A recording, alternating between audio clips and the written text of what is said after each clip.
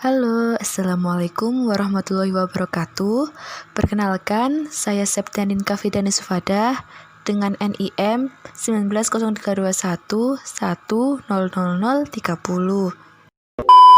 Oke, selanjutnya saya di sini akan membahas poster yang mengenai pemetaan struktur pasar input dan pasar output. Pasar input contohnya pasar persaingan sempurna dan pasar monopoli. Yang kita bahas pertama yakni pasar persaingan sempurna, yang mempunyai arti sebuah struktur pasar di mana penjual dan pembeli tidak dapat mempengaruhi harga, sehingga harga di pasar benar-benar merupakan hasil kesepakatan dan interaksi antara penawaran dan permintaan. Karakteristik dari pasar persaingan sempurna yakni antara lain, yang pertama, banyaknya jumlah penjual dan pembeli. Yang kedua, barang bersifat homogen. Yang ketiga, penjual tidak bisa mengendalikan harga produk. Yang keempat, kebebasan keluar dan masuk pasar. Yang kelima, kebanyakan penjual adalah perusahaan kecil. Yang keenam, pengetahuan yang sempurna tentang harga. Yang ketujuh, produk identik yang dijual perusahaan. Contoh dari pasar persaingan sempurna yakni bursa efek atau pasar modal, pasar uang, dan pasar komoditas pertanian. Harga sebuah produk ditentukan pada perpotongan antara kurva permintaan dan kurva penawaran pasar produk tersebut. Di sini saya akan menjelaskan tentang kurva pasar persaingan sempurna. Kurva permintaannya berbentuk horizontal dan memiliki elastisitas tak terhingga. Pada saat MR lebih dari MC, output perusahaan akan terus meningkatkan penerimaan totalnya TR dibandingkan dengan biaya totalnya, sehingga laba total meningkat. Pada saat MR kurang dari MC, akan lebih menguntungkan bila perusahaan mengurangi outputnya karena perusahaan bisa menekankan biaya total. Pada saat MR sama dengan MC, merupakan tingkat output yang terbaik karena memaksimalkan laba total P sama dengan MR sama dengan MC. Selanjutnya, pasar monopoli. Pasar monopoli mempunyai arti suatu bentuk pasar yang dimana hanya terdapat satu penjual yang menguasai pasar. Karakteristik dari pasar monopoli yakni yang pertama, yang dibilang awal tadi hanya ada satu penjual. Yang kedua, tidak memerlukan promosi atau iklan. Yang ketiga, jenis barang yang dijualkan tidak ada penggantinya. Yang keempat, pelaku bisa menentukan harga sesuai dengan keinginannya. Yang kelima, tidak ada substitusi harga. Yang keenam, terdapat hambatan masuk pasar. Yang ketujuh, tidak ada substitusi produk yang mirip. Contoh dari pasar monopoli yakni PLN, KAI, Pertamina. Karena merupakan penjual tunggal produk yang tidak memiliki substitusi. Kurva permintaannya D adalah memiliki kemiringan negatif. Di sini saya akan menjelaskan tentang kurva dari pasar monopoli. Kurva MR akan berada di bawah kurva D. Tingkat output paling menguntungkan adalah pada saat MR sama dengan MC. Penentuan suatu harga terbaik dicapai pada saat P lebih dari MR.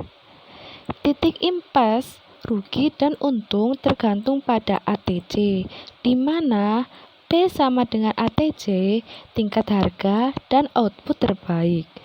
P lebih dari ATC, keuntungan P kurang dari ATC, kerugian dalam jangka panjang. Semua input dan biaya produksi adalah variabel. Selanjutnya, pasar monopolistik. yang mempunyai arti salah satu bentuk pasar di mana terdapat banyak produsen yang menghasilkan suatu barang yang serupa tetapi memiliki perbedaan di dalam beberapa aspek. Karakteristik dari pasar monopolistik yakni yang pertama, terdapat banyak perusahaan. Yang kedua, komoditas yang dihasilkan berbeda jenisnya. Yang ketiga, rendahnya hambatan masuk pasar. Yang keempat, persamaan promosi sangat aktif. Yang kelima, perusahaan mempunyai sedikit kekuasaan mempengaruhi barang. Contoh dari pasar monopolistik yakni fast food outlets, pakaian, industri retail, toko sepatu, dan lain sebagainya. Perusahaan monopolistik menghasilkan produk yang terdiferensiasi, kurva permintaannya negatif. Karena banyak produk yang bisa disubstitusi dekat, kurva permintaannya sangat elastis, terdapat perubahan harga. Di sini saya akan menjelaskan tentang kurva pasar monopolistik. Output terbaik adalah pada saat MR sama dengan MC. Pada saat MR lebih dari MC, laba diperbesar dengan meningkatkan output. Pada saat MR lebih dari MC, laba total ditambahkan dengan pengurangan output. Jika pada output terbaiknya P lebih dari ATJ, maka perusahaan untung. P sama dengan ATJ, maka perusahaan impas. P kurang dari ATJ, maka perusahaan merugi dan beroperasi sepanjang P lebih dari AVC. Selanjutnya, yakni pasar oligopoli.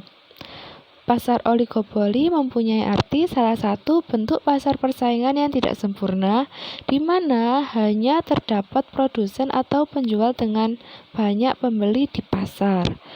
Karakteristik dari pasar oligopoli, yang pertama, harga barang di pasar relatif sama. Yang kedua, produsen baru kesulitan masuk pasar. Yang ketiga, produk yang dijual bersifat homogen dan saling menggantikan. Yang keempat, dijalankan oleh dua produsen atau lebih. Yang kelima, kebijakan produsen utama sebagai acuan produsen lainnya.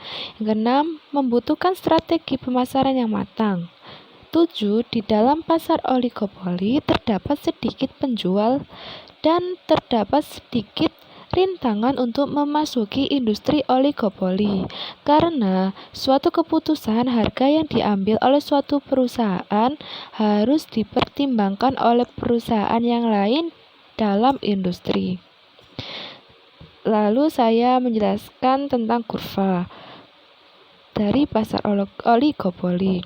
Pasar oligopoli mempunyai kurva permintaan dengan elastisitas silang atau cross elasticity of demand yang relatif tinggi.